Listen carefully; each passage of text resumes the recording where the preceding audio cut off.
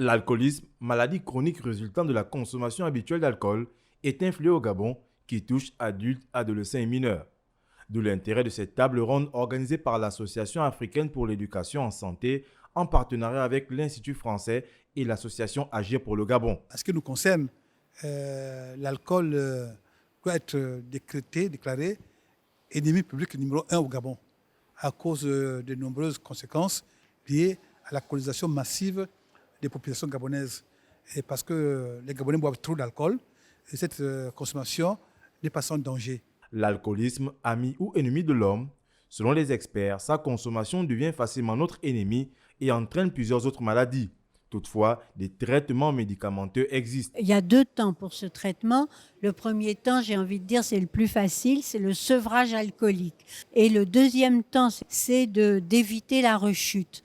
Donc de permettre à la personne de réorganiser son existence sans alcool. Pour l'Association africaine pour l'éducation en santé, cette action s'inscrit dans sa politique de bien-être en faveur des populations gabonaises. J'ai été interpellée par l'intervention du docteur Biba au mois de février lors d'une formation sensibilisation organisée par la DGBE, et elle a parlé de la situation dramatique de la consommation d'alcool au Gabon.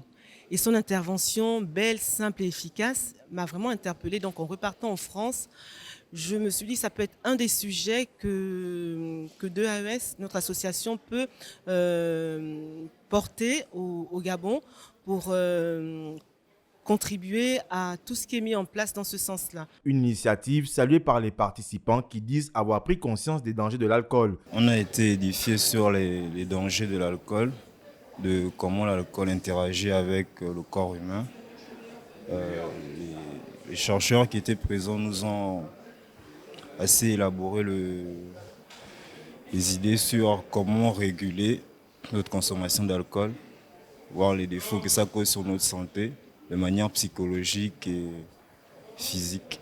La consommation abusive d'alcool déteint sur la santé et les consommateurs sont invités à plus de discipline au quotidien pour ne pas tomber dans l'alcoolisme.